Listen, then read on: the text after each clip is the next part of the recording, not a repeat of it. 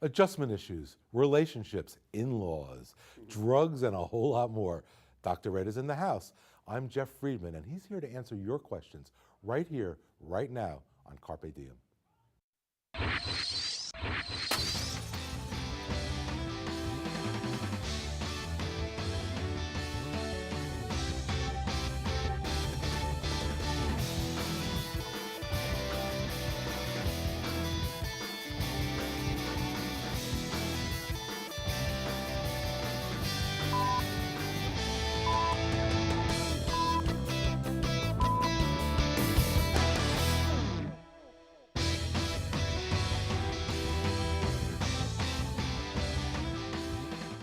For the very first time here on Carpe Diem, it's time to Ask the Therapist. I'm Jeff Friedman, and I'm thrilled to have noticed psychiatrist Edward Latimer, Dr. Edward Latimer, with us. He's the chairman of the Department of Psychiatry at Mountainside Hospital in Montclair and specializes in psychopharmacology. There's a mouthful. He appeared in every single New Jersey Monthly Magazine Top Docs issue since they've been doing it. Great to have you here, Dr. Ed. Jeff, it's a pleasure to be here. Thank you for inviting me. Can I call you Dr. Ed? You can call me whatever you wish, but Dr. Ed works. It seems appropriate. Yeah. So psychopharmacology, I know you go to school for 8 years to figure out exactly what that is, but tell me now briefly, what the heck is that? Psychopharmacology is basically understanding that there are certain things that go on in our brains that involve chemicals and influence mood and behavior. And sometimes people don't feel well. They may have conditions like depression or anxiety. And sometimes when we give medicines that tweak certain combinations of chemical elements in the brain, we can make people feel better and improve their quality of life, hopefully without too much trouble and without too much side effects. Yeah, I want to talk to you about some of that a little bit later in the show. But I need to ask you one more thing. And, as you know, and as our folks at home will figure out, we went out to the streets of Montclair and we got questions from our viewers. But before we get there, I just need to ask you, childhood. We all hear, we all read, childhood affects how we turn out as adults, what issues we might have, we might not have. Is this really that true? Is this real? It's true, Jeff. Just incidentally, I married a woman who's exactly like my mother. So if that means anything, I think a lot of childhood's influences has a lot to do with the way that we develop later in life. That's fascinating. We probably need a 3-hour show to really delve into that. Yes, so indeed. We won't do that now. But I think it's time. So let's go to the streets of Montclair for the very first question. People's habits are very much ingrained over a long period of time. They may want to change. Do you think they ever can really change inside? So what do you think, Dr. Ed? Can people really change? Or are we really just who we are no matter what? No, I don't think that we really are destined to be something we don't necessarily want to be. If human beings are motivated to improve themselves or change themselves, they can.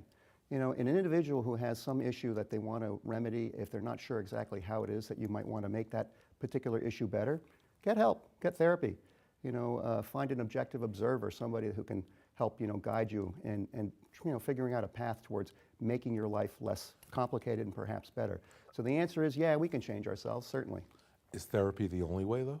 No, you can. What? If you're concerned about your body image, you can diet, you can exercise, which I strongly encourage people to do. You actually can improve your mood if you're exercising on a regular basis. We have a national emergency in this country with obesity. So you can train yourself away from like carbohydrates, et cetera, and feel healthier that way. But I think that, the question is really getting to the nature of style or being of personality. And usually personality traits that irritate people will not necessarily irritate the person who's behaving and exhibiting those, characteristics.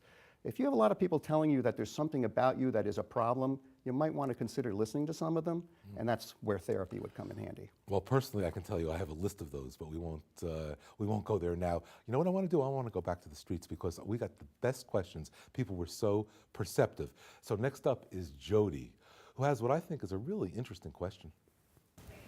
Dr. Ed, what I would like to know is how would you handle in-law problems? You love your in-laws, but when they come visit, sometimes it gets a little bit too much. What do you suggest we do to handle a problem without creating an issue? So that's an excellent question, actually. Yeah. It actually starts in the marriage because I have a simple axiom that dead fish and in-laws smell after 3 days. And, especially older people, they come with fixed habits of, of the way that they live their daily lives. And they may come in expecting that, this is my son, you are our children, even though you may be a fully formed adult, and we want things to go on a certain way. So they may take over the household unintentionally just through nature of habit. But it really goes back to starting with your husband or with your wife, depending on which in-law set is coming in. And you should really make it very clear well in advance of what it is that you're hoping to accomplish by having people come in and stay with you. And you kind of like set ground rules. You know, if something's going on that bothers you, you might want to be able to nod, wink, or kick your husband under the table to kind of like give you some rescue. Because ultimately, when the in-laws leave, you're stuck with your spouse. And if the in-law visit isn't a fruitful, happy, productive one, it may leave some hurt and some bruising along the way. So it really starts in having a good dialogue with your spouse before they even get there. So what are some of the specifics? I mean, you know, the in-laws may come over, as you said. They may, some in-laws live with you or you live with them. A lot of times they live on their own and they're visiting. What are some of the specific complaints that perhaps, or let's say the issues that you've heard over the years that folks need to work on? The most common one is really parenting issues. You know, you're sitting at the table and some kid doesn't want to eat his Brussels sprouts or something. And, you know, people who come from the era of the Depression where food wasn't necessarily readily available are basically trained that you eat what's on your plate, and you basically do that because it's the right thing to do. Society today, you know, parents are not unaccustomed to cooking chicken fingers for one kid, hamburger for another kid, and something else for the adults. So parenting issues is frequently an issue, among other things. Maybe they notice that you've, in their view, been frivolous because they see artwork or something in the house. They notice that you're driving a car that they think is excessive, et cetera. So all those, you know, issues can emerge having to do with issues of value and, you know, how one should live their life and conduct their life. I think the good thing to consider is that if you have a plan in advance, that you have an idea that a certain, you know, in-law is going to behave in a certain way, you want to make a kind of a pact with your spouse.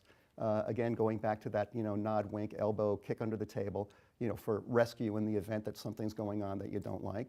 And, you know, be prepared that it's going to be a short stay and things will get back to normal. You know, you've really jogged my memory when you mentioned Brussels sprouts and, you know, people from, you know, from way back. Because when I was a child, actually, I despised Brussels sprouts, and I used to hear, but there's people going hungry in Europe. Well, we know there's people going hungry next door and down the street, but that was the reason I was given to eat those Brussels sprouts, which I never did, by the way. Well, I think today, you know, a lot of parents are more enlightened with regard to the nature of food, and you can get good food through other vegetable sources that don't necessarily involve, quote, Brussels sprouts. But, you know, what you don't want to do is feed a kid potatoes fried all the time, you know, obviously. Yeah, but there's other vegetables that kids will eat that don't necessarily involve Brussels sprouts, so you have to be a little creative on what you serve them. I didn't mean to get into diet, and, you know, it's only a half-hour show, but yeah, I mean, I see that all the time with the fried foods, with the, in fact, I once did a show on cholesterol. It was called Is Your Number Up? And children who unfortunately died, they actually looked at their arteries. They were already building a plaque at 6 years old. Isn't that awful? Isn't that awful? And yet parents seem to be oblivious in some cases. Well, you know, the problem is that processed food is less expensive than good food. It's hard to eat well in this country. And you can go down to any corner, get a slice of pizza, you know, a crummy sandwich. I mean, you know, a big cookie at Dunkin' Donuts has got 500 calories in it. You know, it's so easy to load up on crummy food in our society because it's readily available, it's fast, and it's, you know, relatively cheap. And it makes the kids happy, right? And it makes the kids happy. Which makes the parents happy because they maybe don't want to deal with it, right? Yes, in some ways, yes. All right, Dr. Ed, I knew this would be a fascinating show, so let's go back to the streets of Montclair. All right, Dr. Ed, I want to know, is there such a thing as a functioning drug abuser or a functioning alcoholic? No, Dr. Ed, I'll bet the answer is yes, and I bet there's lots of them. You tell me, you're the mental health professional, obviously. Well, I guess the question is at what level of functioning is the individual referring to? You know, functioning is a very, very broad term. You know, if you're capable of holding a job and doing something that's complex and alcohol or drugs gets in the way of doing something that is more, you know, fruitful, how could that be good? You're functioning at a lower level. You know, I think common aspects of addiction involve denial. And people who use a lot of drugs frequently think that they're doing better than they really are, and people around them usually suffer the consequences of their behavior.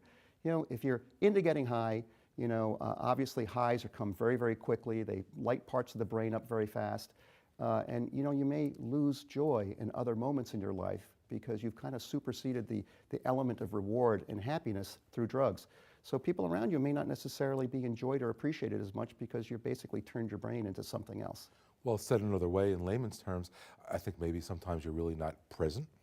Absolutely. And certain problems and issues, and whether they're relationship issues or whatever the issues happen to be, can sort of be swept under because, maybe it doesn't feel so badly. At least in doing my prep for the show, these are some of the things I read. Well, I've heard this before, where somebody has a child on their lap and the child is engaging them. They're making eye contact, the baby's cooing, and they're thinking about getting high. That's awful. That does not sound good, does it? Does not sound good at all. Well, on that negative note, on that non-happy note, let's look at Rachel. Here's Rachel, who happens to be an MSU broadcasting major. Why are boys so afraid to commit to relationships and fall in love? Relationships, falling in love, I guess we'd call that, or you would call that, a fear of commitment, perhaps? Perhaps, but it's a very interesting question. It's actually kind of complex. When we approach people in the form of a relationship, we have certain, sets of what we think a relationship should be. And that person that you are interested in may not necessarily have the same set of expectations in a relationship. If you have an idea that there's certain qualities that you want in an individual and that person can't respond in the way that you think they should be and it's reasonable, get another relationship. We live in a country where there's lots of fish in the sea. But specifically, yes, there can be people who are commitment phobic, et cetera, and, or who are distracted by other things. Young people should be around people who like them and vice versa. So that young lady should get rid of the person who's not paying her adequate attention. It's really what I find sort of fascinating. I have, a fair number of friends who are my age, which translates into old, and they're divorced, they're separated, widower, whatever. And it seems to me the issues that they're experiencing in dating, to me, it's the same thing as you're 14 years old. Am I wrong about that? Well, it's funny. I'm a big fan of boring. There's a lot of really fun, exciting people who are doing all kinds of fun, exciting things, but if they're not paying attention to you, that's a pain in the neck. Yeah. So what you want in life, I think, you tend to be, better suited towards individuals who are more predictable, more reliable, who have, maybe they're not as exciting, but who are more reliable. Life has got plenty of pitfalls as it is, and the last thing you want in a relationship is somebody who's complicated and can't be relied on. So you mean you're saying when you're older as opposed to when and you're... younger. Really? And younger, but as young people tend to be turned on by people who are exciting, impulsive, Right. Perhaps a little bit reckless even, but in the long run, that exciting kind of quality tends to be a pain in the neck, and I would discourage, chasing those people around, although, sometimes they're a lot of fun to be with. Okay, let's go back to the streets, Dr. Ed. We spoke a little about pharmacology. Mike has a related question. Dr. Ed, I know psychiatrists prescribe a lot of drugs to alter the state of human consciousness or to change people. Do you think this is wise over the long term, of a person's life? Pretty good question, right? Excellent. When an individual walks into my office and is either referred to me or is coming to my office for a question about how it is that they feel, they're there to improve their quality of life. I'm not there to make their quality of life more difficult. I'm there to make it better. And in modern psychiatry today, there are many, many, many conditions where people function better, sleep better, have more enjoyment in life when certain psychiatric conditions are subdued with psychiatric medication. Again, psychiatric medications are not going to make you feel happy and feel joy if you're on the deck of a ship that's sinking. It's not going to make you feel good if you're suffering from a terrible medical condition, et cetera. But it might give you an opportunity to have some peace of mind where you don't necessarily have to be absorbed in awful thoughts or awful circumstances, so that perhaps you can go out and enjoy a meal, enjoy a movie, and not be preoccupied with something that's awful. So it's all really about a quality of life. There's many different forms of treatment as well. Anybody who comes into my office, I freely tell them that there are forms of psychotherapy that frequently don't involve medication and can treat those conditions too. And ultimately, the informed consumer makes that decision. Well, let's talk about that a little bit. What about a combination of talk therapy and psychopharmacology? Let me see if I can say this word correctly. Psychopharmacological therapy. Very well said. Thank you. Ideally, that is the best combination. Oh, it is? Yes, it is. Indeed, it is. And well, that's I wasn't sure. Obviously, that's why I asked the question. But here's another question that I just feel compelled. I really need to ask this. When can drug therapy go bad? Does it ever go bad? Unfortunately, it does. There are certain psychiatric disorders like bipolar disorder, schizophrenia, schizoaffective disorder, where individuals have problems in the way that they form thoughts, maintain thoughts, high degrees of distractibility, or create thoughts that are basically not real, and they can be hallucinations, delusions, etc. Those conditions are highly disabling, and they require strong medication. And unfortunately, sometimes those strong medications do cause side effects that are very regrettable. Obesity is a common side effect of psychiatric medication. Other things can occur, raising of blood sugar, raising of cholesterol levels, etc. A good psychiatrist needs to know how to balance the need of the patient and not to hurt them with medication. But unfortunately, sometimes we do accidentally, non-intentionally, in our desire to help somebody, sometimes create side effects that are problematic. Side effects such as? Yeah, like if you're schizophrenic and you're morbidly obese, you have the risk of having a heart attack equivalent to a heavy smoker who's already had one. And as you may know, a lot of people who have psychiatric disorders do smoke a lot, tend to be heavy, and they're at high risk rate for circular cardiovascular disease. One more quick one, because this is, I mean, again, you go to school 8 years or more to learn about this stuff, and but what percentage of the population do you think is right now taking psychotropic drugs in this country? It's pretty high. Yeah? It's pretty high. More than 20, right? I wouldn't be surprised if it's in the 20% range. Yep. This is fascinating. But the folks on the street are also fascinating, so let's go back. Next up is Thomas, direct from a busy corner in Montclair. Dr. Ed, I've had one question that's bugged me for maybe 40 years. I want to know why today everything seems to be upside down. I mean, 40 years ago, logic took precedent, and today everything's either inside out, upside down, left is right and right is left. Is it me, or is it the rest of the world? I think that's another fascinating question. Is it? I mean, I think people do feel that, gee, maybe it's me, maybe everything's great, and I'm the one who's a little, I'll say screwed up. That's obviously a non-professional term, but what do you think about that? That gentleman's a crossing guard in the town of Montclair. I grew up in Montclair. I remember when you could cross the street and you didn't have to worry about getting run over. Now we have to have laws, and you have to have police writing tickets for people who don't yield to pedestrians. So, the world is very, very chaotic. There's a lot of busyness going on around us. Before the advent of electronics and multimedia, we went to bed at night. Now we're up until late hours of the day, fooling around with God knows what, watching things on the TV screen, on the computer monitor, etc. We just live in a very hectic time. People are really bombarded with lots of information. So that gentleman looked to me to be in the late 60s, maybe perhaps early 70s. Certainly a lot of what's available today was not available then, and life, I think, was a lot less complicated then. What about the world situation? How heavily does that toll on one's psyche? I think most people right now are more concerned about what necessarily involves them directly on a day-to-day basis. As important as world affairs and politics are, in my opinion, I think people are more concerned about keeping a job if they have one, finding a job if they don't, and making sure that they can provide for their loved ones the way that they were provided for by their parents. Here's another quick one, just to change gears a little bit. Sure.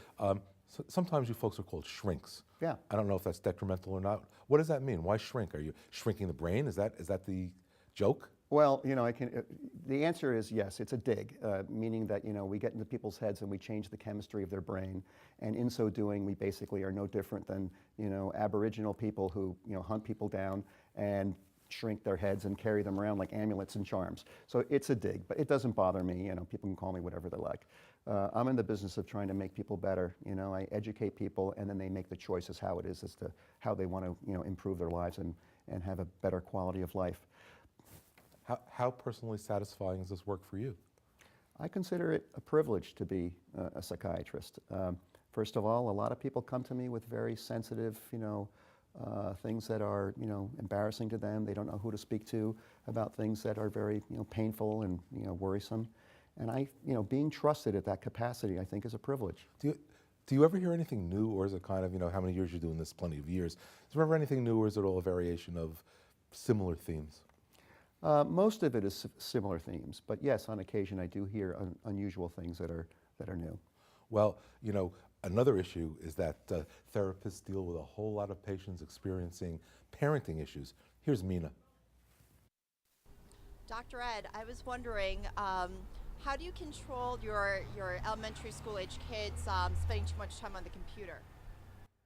Well, there's a contemporary question sort of following up on what you were saying about staying up all night with these electronic devices. What is up with that? You know, driving in the state of New Jersey is a privilege, you know, and a computer in a household should be a privilege as well. You know, if you turn it into some kind of a reward in response to a desired activity or a desired behavior, once you train a kid that the computer is the result of them having done something correctly, done something well, or attempting to do so, and then you basically establish the ground rules that the computer is not necessarily an open activity that you can have on demand. So you start out by making it a reward, and you can start out with very simple things like the young children picking up their rooms or putting their plates in the sink, etc. And then you basically control the amount of time by virtue of increasing the nature of the reward. Pretty straightforward, pretty simple. And it works, doesn't it? Yeah, it does. And what do you do if it doesn't? Very- Short, by the way, short of corporal punishment. Well, no, here's the problem. the I mean, joke. sometimes you have children that are raised in environments where they're accustomed to getting their way. And then suddenly the parent says, uh-oh, I see a problem and I'm going to change the paradigm. Whereas the child is accustomed to making a request and getting the reward, you know, not necessarily for having done something to get the reward. So when you try to institute something on short notice and when the paradigm has been I can get whatever I want, that's where the problems come in. So the question really goes back to starting earlier. You know, if the child knows that there's always some kind of expectation, and you try to gear the moment so that they get what they need and they get what they want, you don't want to frustrate a child, obviously. What you want to do is you want to kind of guide them into a scenario where they win. And then that's how you create a good parenting model. How old, here's a question I'm trying to ask and I'm not articulating. How old are you? You're a child, you're getting socialized, you're growing up. How old are you when you're pretty much developed and you can make modifications in various ways, but you're pretty much who you're going to be now and later? Before age 5. Most of you is baked. Yeah. But of course, remember that there's the nature and the nurture issue in human development. So, you are also the accumulated, memories that go on outside of the household as well.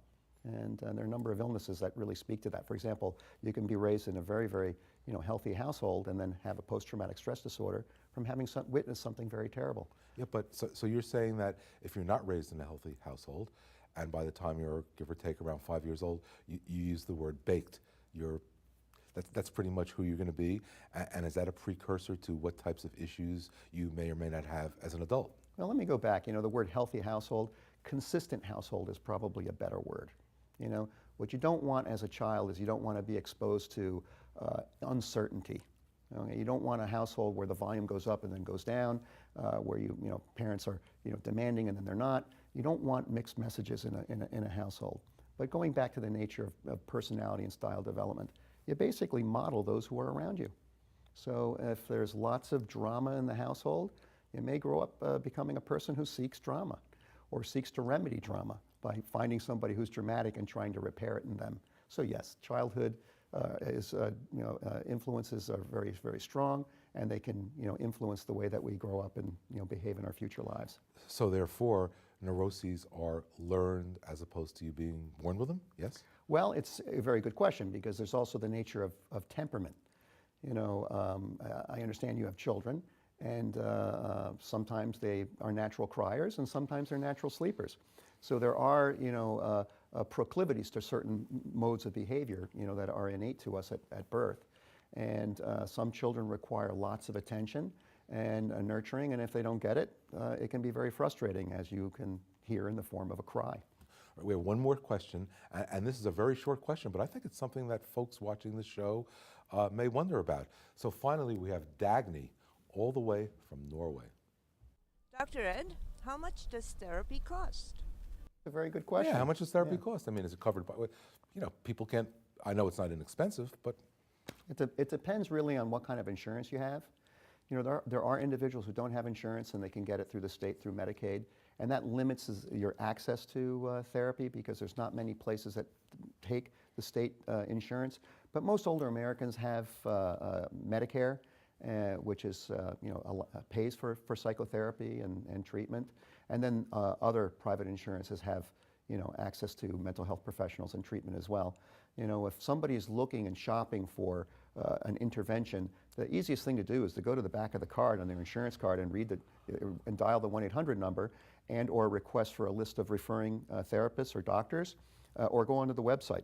For example, Blue Cross and Blue Shield has a website where you can see the people who participate with their plan. So how long you're supposed to stay in therapy? Does it vary, or I mean, some people are in therapy their whole life, no? You know, the psychotherapeutic model of 3-4 decades ago actually, lent itself towards longer aspects of treatment. Remember, there weren't a lot of medicines back then, et cetera. And sometimes people choose to stay in therapy for a long, long time. If it's a choice and you can pay for it, then it's fine. There's nothing wrong with it. I tend to do much more shorter courses of treatment. My personal view is you try to get people well enough to function on their own, and I try not to keep people in the office for too long and for too many years. But that's my own personal philosophy. And so you're obviously called into a Mountainside Hospital since you're the chief of psychiatry.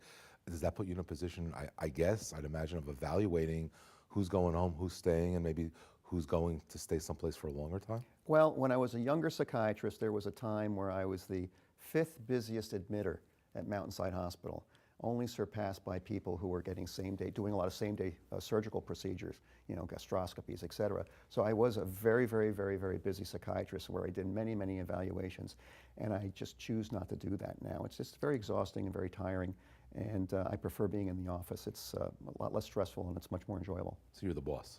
Well, the clinical director, you have others doing that. Someone has to do it, right? Well, I think it's geared best towards younger psychiatrists because they have the energy and the motivation. They're still learning, and so that's a really good way to, for hands-on learning. And the time we have left, which is not too much, let's talk about sociopaths.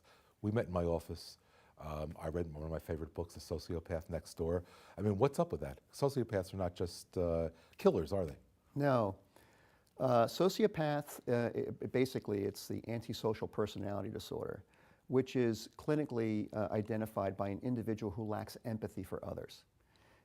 As you sit before me today, you have a certain idea of what it is it's like to be me sitting on a set, and being interviewed, because you have an idea and an ability to kind of perceive what it's like.